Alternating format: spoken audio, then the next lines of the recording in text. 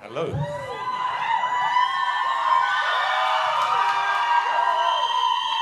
Bonjour.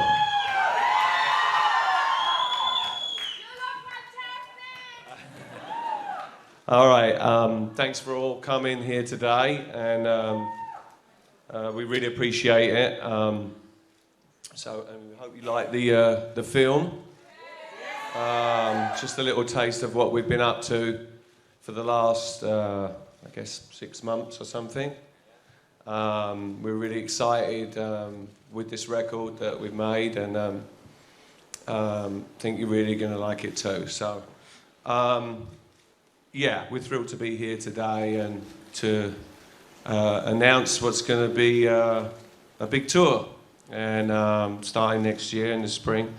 And it's great, of course, for to be here and have a lot of our fans as well show up for us. Thank you. It really means a lot to us. Thanks very much for showing up today to support us. Let's see, I got some notes here. The memory's not so good. So we want to thank as well Jackie and Angelo. Thank you. Our incredible French promoters. Where are you?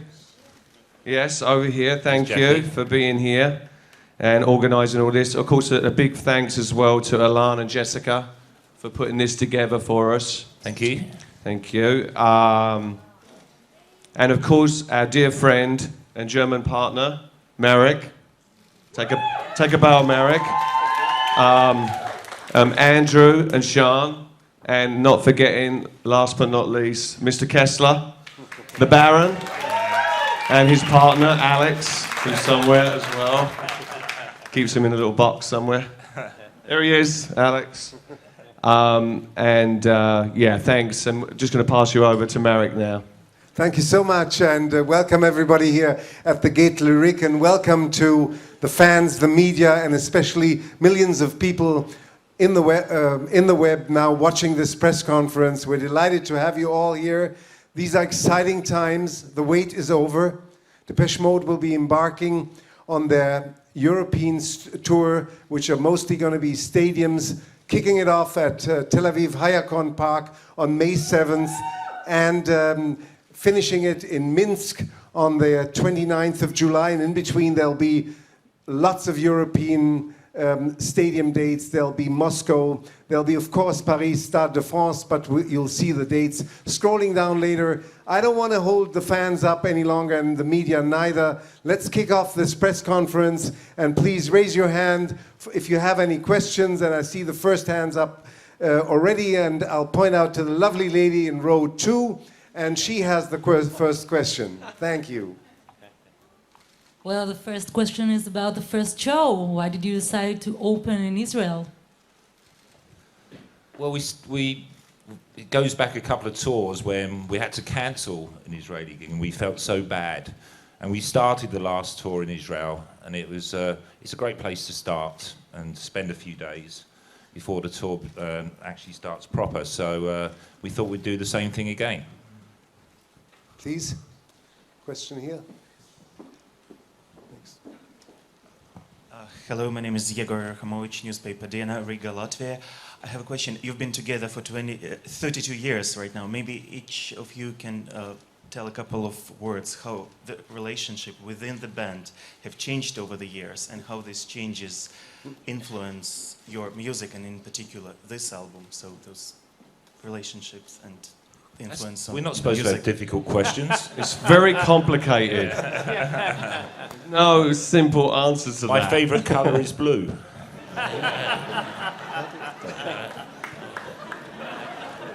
But that hasn't changed, though.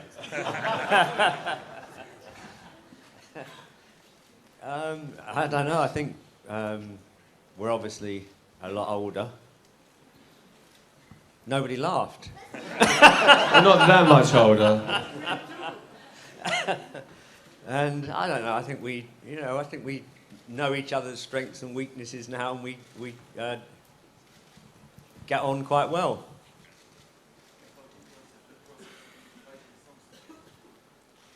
Well, that changes as well slightly, because obviously Dave started writing songs a couple of albums ago, and that's a welcome addition to the stress that I usually have for writing all the songs for an album. And Dave's written more than ever this time, yeah, there will be, what, five and a half lyrics that Dave's written, not necessarily on the album, but on the whole project that we're going to be putting out. And yeah, it was. I mean, we work really well together. You know, as Martin said, I think we play to our strengths, and I think over the years, there's been lots of ups and downs. They've all been well sort of documented. But if you're in any relationship with anybody for 32 years, there's going to be those ups and downs. But I think strength has always come from the music, and it's always come from the performances. It comes from our fans who listen to our music and have stayed loyal to us and grown with us. We can't really ask for more than that. To still be making music after, pretty much, more than half our lives. Martin, we were talking the other day in the studio, and Martin pointed out that, he's been writing songs for 40 years, and I mean, some of the songs that we actually even recorded, he wrote, 40 years ago. So it's pretty incredible to still be able to do that, do what you love doing. He's still only 31. Incredible. That's a really incredible feat. Okay, next question here.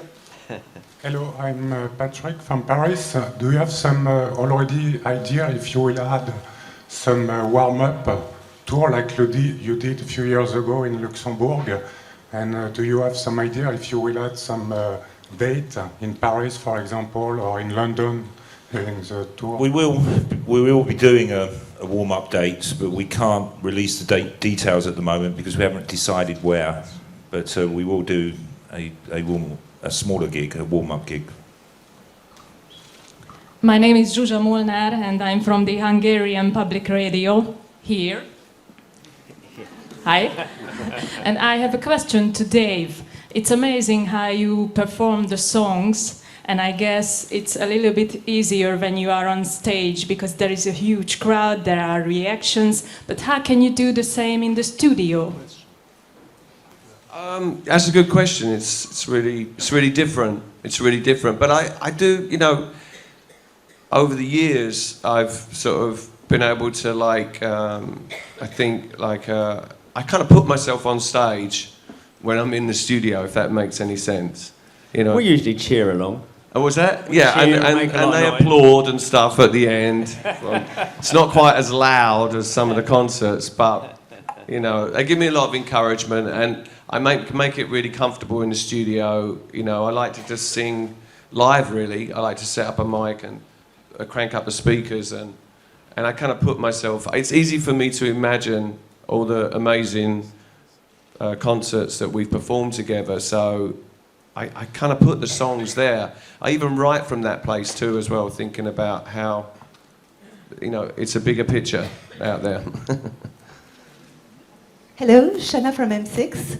It's really good to see you back, boys. Really, it's really nice. Dave, I have a question for you regarding the writing process of the album. Did you write some songs on the album, and can you tell us about them? Each of them. I don't know. I did, and Martin wrote a lot of songs too. In fact, between us, we probably had close to 20 songs that we recorded, and from that we'll choose the record. But when we demo songs, and then when we're in the studio together, it's a process, and there's other people involved in that process as well. We're not producer, engineer. We had Chris Berg, who joined us in the studio programming and playing as well. So then it's, the songs can really change quite a bit. I like that process. I like it to sort of grow from something that's quite small into what becomes a Depeche Mode track. It's different. Yeah. Hello, my name is Ana Lajarevic. I'm from Serbia, Belgrade, daily newspaper Blitz. And I would like to ask you, last time you were supposed to play in Belgrade, but you had to cancel. Is there a message for Serbian fans? What you're going to bring us this time? Sorry.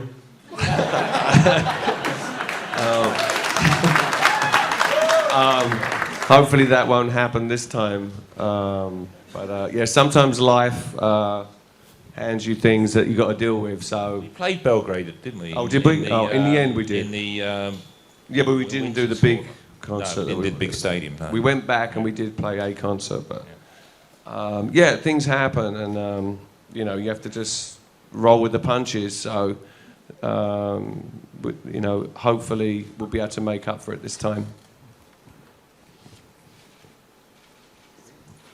Hi there, this first row, just in front of you, right here. Hi there, my name is Jana, I'm from Czech Republic. Congratulations to the opening video, it's amazing, really.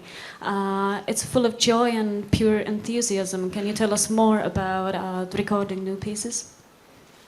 The recording, I think, is always, you know, a joy, and I think we have a lot of fun. I mean, I think we always have, but especially over the course of the last 2 or 3 albums, I think working with Ben Hillier and the people that he brings in is just creates a great atmosphere, and we get on very well, and you know, basically we have a laugh and we do the things that we love to do. You know, making music is it's a miracle that we are still able to do it this long into our career and enjoy it, and we're very humbled by that, and we love to do it. Hi, I'm here. My name is Zülal Kalkandel. I'm from Istanbul. What's the most positive change that's occurred in your songwriting process during making this album?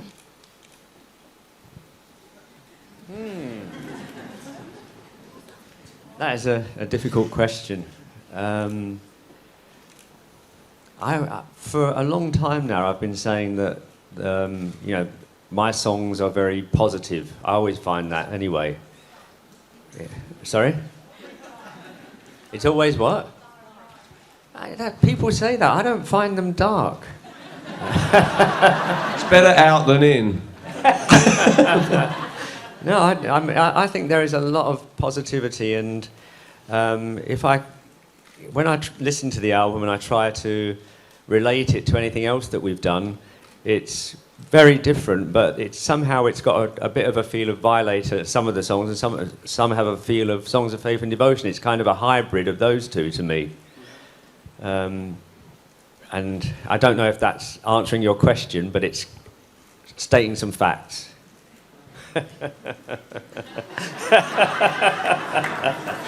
That's all you're going to get. One more question from Hungary. Work for the biggest paper. You came 3 times behind the Iron Curtain and 5 times after the political change, which is an absolute record as far as a Western supergroup is concerned in Hungary. Does this phenomenon also make you proud in any way? And did you experience anything like that anywhere else in the world? To be honest, when we decided to go behind the Iron Curtain, we knew we'd be losing money, but we knew we had lots of fans there, and it was a real experience for us to go to Hungary for the first time, to Prague, to Poland, and I think it just shows you one of the reasons why in Eastern Europe and even Russia, why we're still so popular. So we did take the time during those sort of darker days to go and do concerts. So, and it was very rewarding. Hello. I mean, obviously at the time we had no idea that the political situation would change. You know, we didn't have a big agenda to like get bigger there when the Iron Curtain fell. We just went We and just played liked where going there we at the were offered time. gigs, yeah. But yeah, it was quite an experience though, because we I think we were quite shocked by the response that we got when we first went to Behind the Iron Curtain and places where people knew of our music and had heard our music, but in some places were even unable to obtain the records at the time. But we still had this underground following that would share records together and have sort of, private listening sessions. And so there was, people identified with what we were doing musically. And I think that's always been the truth behind the music is that, maybe some people do perceive it as being a bit darker or something, but it's honest, and it's full of emotion and melody. I remember one funny story. The first time we went to Budapest, and we were staying in the Hotel Intercontinental. We went to this restaurant at the back that had all these windows, and I remember all the fans, all in black. They all were trying to watch us through the windows, and the whole restaurant, it was lunch, and it became dark because of all the Depeche Mode fans around the whole restaurant. It's a big restaurant. It was, they had to turn the lights on. Hello, I'm here at the first row on your right. I'm Rudolph from France for Rock First magazine. My question is about we just seen on the video huge synthesizers, and you always been and you always are. Yes, naturally.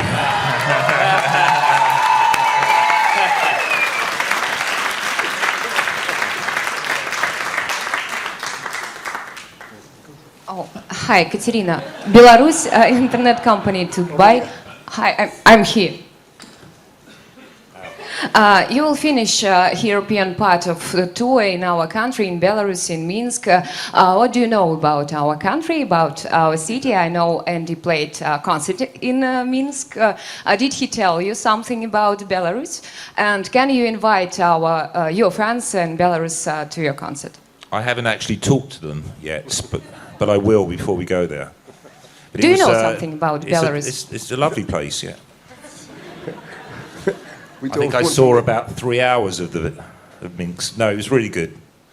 And we always like to try and play these new places where we haven't played before. So that's great that we're coming.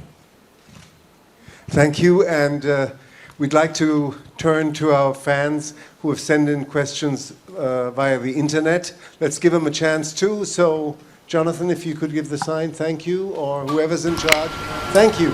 Hi guys, my name is Hema. First of all, I want to thank you for this great opportunity you have given to us. My question is about touring. For me as a fan, watching your shows live is a great experience, but I suppose a whole tour must be quite exhausting for you, doing more or less the same things almost every night. What do you do to avoid routine while touring and seem like you are enjoying every single minute on a stage? Thank you very much. See you next time. Bye. So we just answer? Oh, she's not coming back? She's waiting. We have to get filmed and then they have to upload it. Yeah, a little JPEG and send it back to her. Look, to answer your question, the performance on stage is really what it's all about, and whatever gets you there. And these days, it's very different to what it was 20 years ago. But the joy is in the performance. You get the energy from the performance. And you mentioned that you see the enthusiasm on stage. It is really important to us, and I think we've grown as a band from the way we perform as well, and that interaction with our fans. It didn't just happen overnight. I think it's something that developed for us over a great many years. But to me, it's still the biggest challenge. And I get the most from it as well. You guys want to pitch in? Yeah. Thank you. Sorry, didn't want to interrupt. No, it's fine. So, no, let's go to the next question. Hi guys, hello everybody, I'm Paolo from Sardinia. And this is my question. When you play live Never Let Me Down Again and you involve us to shake our hands, there was a fantastic moment.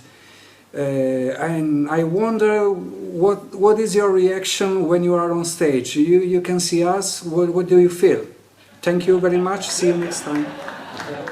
It is an amazing sight, and you know, I might be playing a synthesizer or something, but sometimes I forget what I'm playing, you know, because see the crowd move like that, it's very emotional. Yeah, it never gets old. It's amazing just to see so many people doing that. I think the first time it happened as well was probably on the Music for the Masses tour, which was in 1987, yeah, 88, something like that. Memory's not so good these days. Yeah, and also the eyesight. So, but when that happens, you can definitely, even if you can't see so far, it's a feeling, and it's a feeling of a lot of people doing the same thing at the same time and being united, and there's no better feeling than that.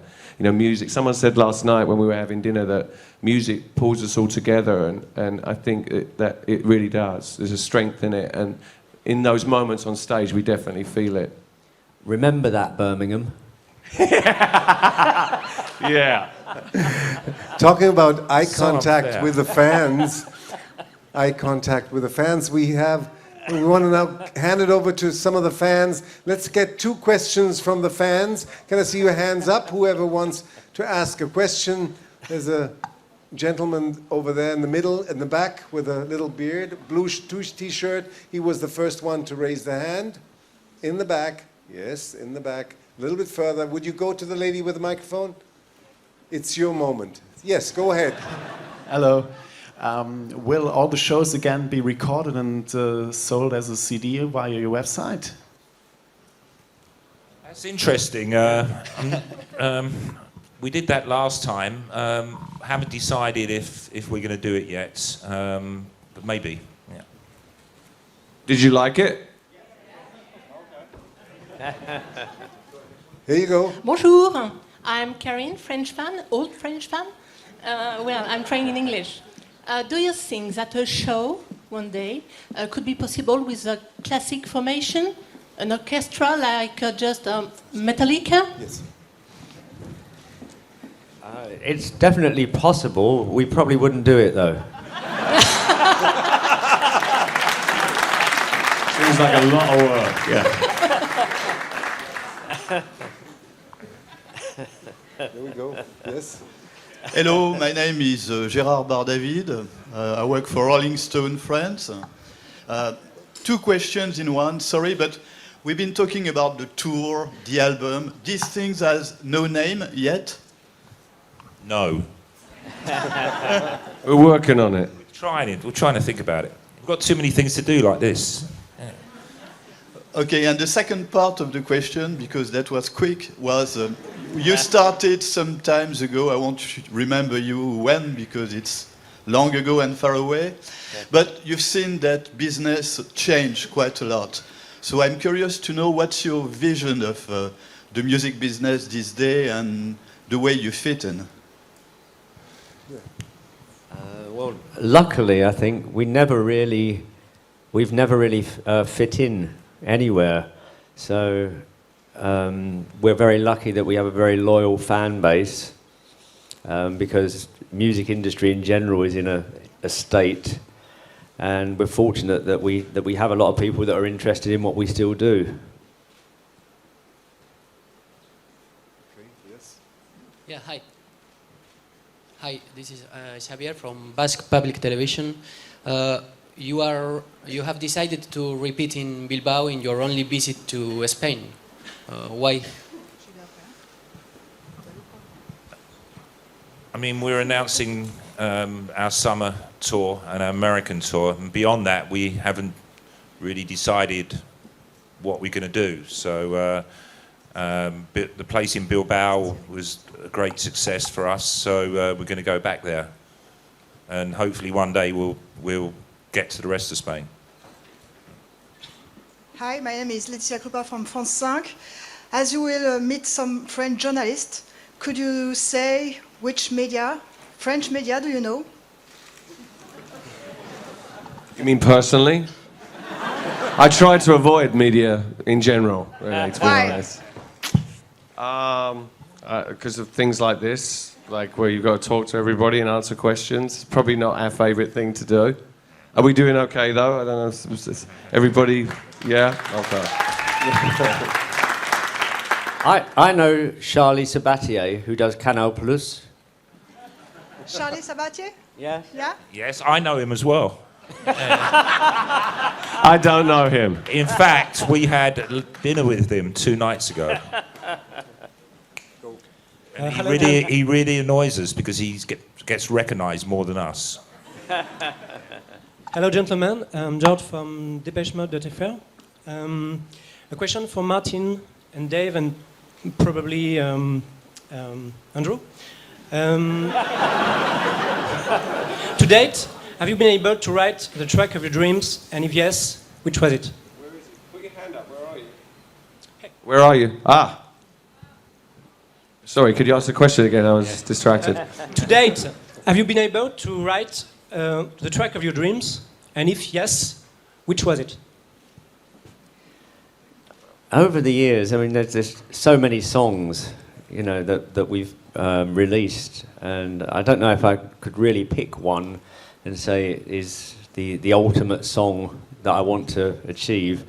But I am very happy with the new album, and I think there are at least like 3 or 4 songs that are up there with some of the best that we've ever done.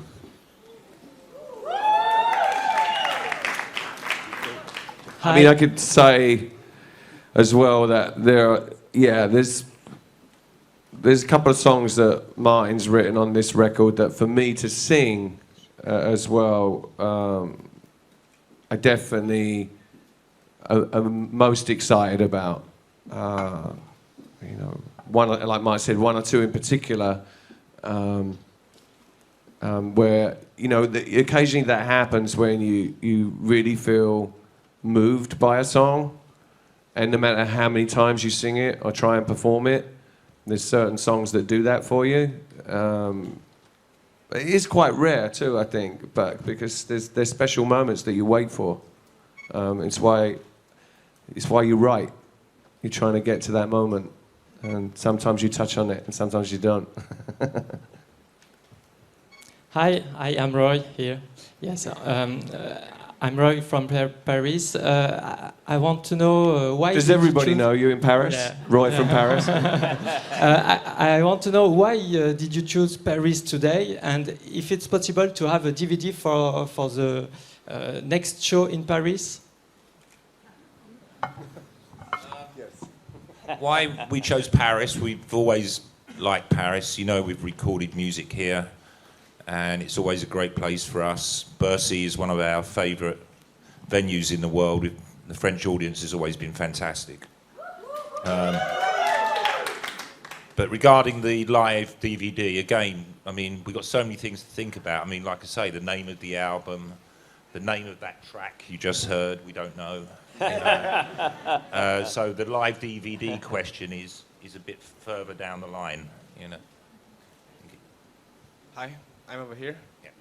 My name is Andrew. I'm from Poland. I'm Closer to Depeche.pl. I have a question about your fans, because recently Polish fans made a couple unofficial clips such as Shadows for the Masses, Lift Up for the Masses, and we made an effort to give the DVD with them to you personally. And I wonder if did you have chance to watch it, and if so, what did you feel? What did you think about it? And do you like this kind fans projects? So was that where they recreated the videos? The fans recreated the videos? Yeah, I saw it. I thought it was very funny. It was, you know, they put a lot of effort into it.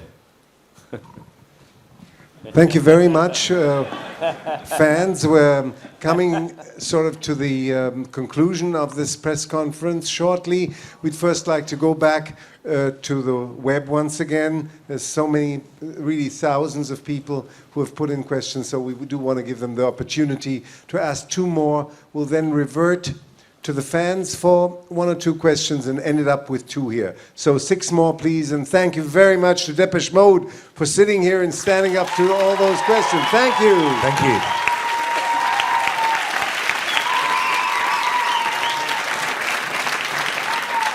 Hi guys, my name is Natasha, this is Agata.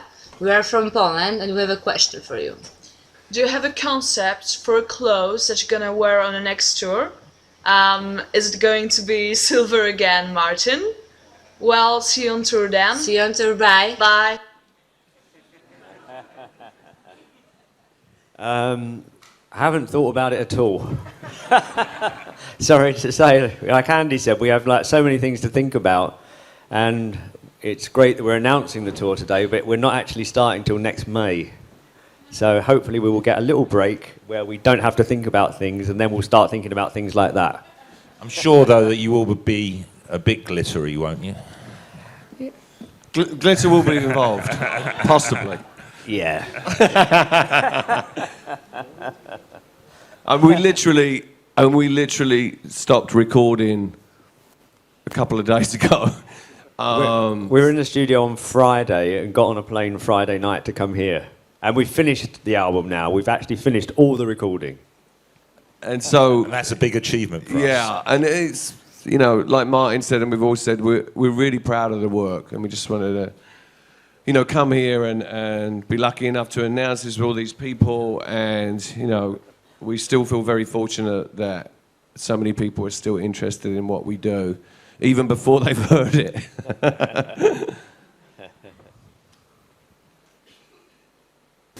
Hi, my name is Julia, I'm from Ukraine, and I would like to ask you, has your idea of what a good concert is changed after these years, or do you still enjoy the same things about performing on stage?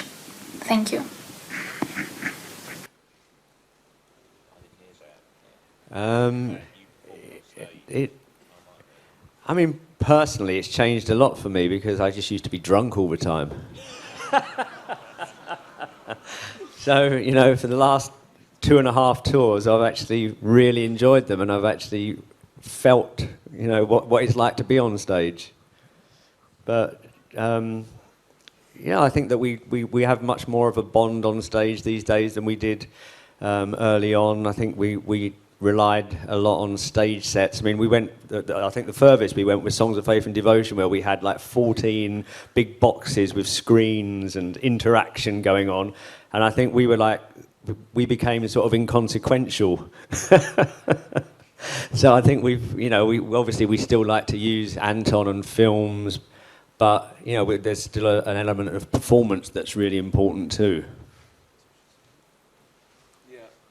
It's same for me, and it's, you know, it has changed, and you know, Martin has definitely grown as a performer. But I think that is true what you said. Like, you know, I had some similar experience for a few years as Martin, and you know, it's, you put everything you can into a performance, but to be really feeling it and have nothing in the way of you and your audience, you know.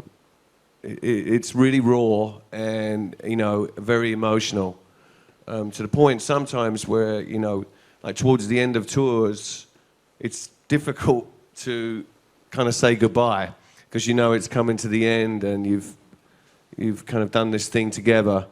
But yeah, it's, performing is really an emotional thing.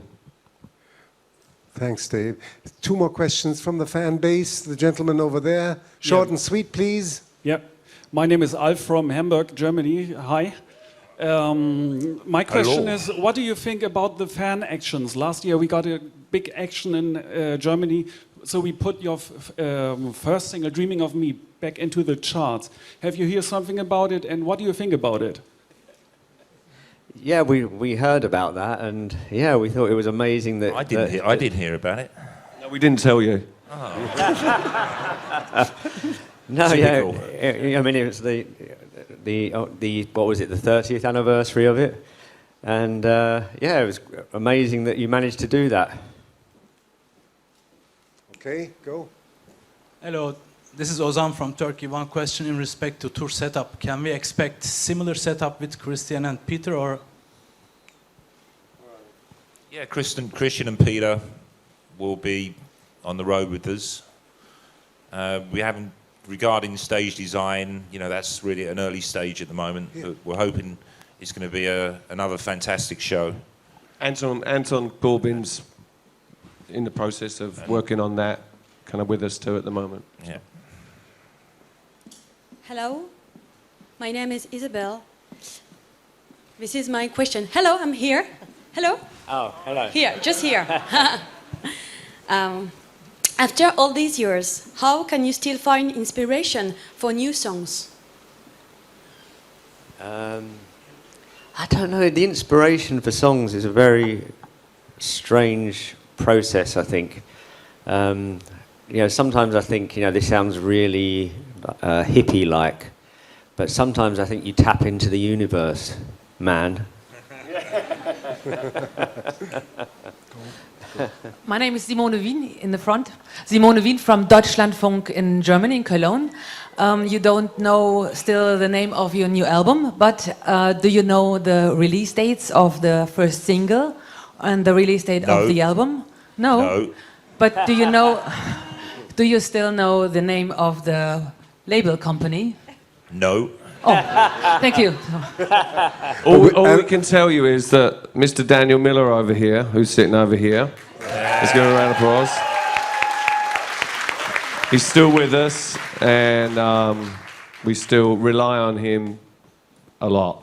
And on that Thanks, high, I'd like to thank Andrew, I'd like to thank Dave, and I'd like to thank Martin. Thank you so much. Thank you very much. 3/4 of an hour of Depeche Mode. Thank you to the world, thank you to the web, thank you to the fan base, and we'll see you back on tour May 7th at Hayakon Park. Thank you.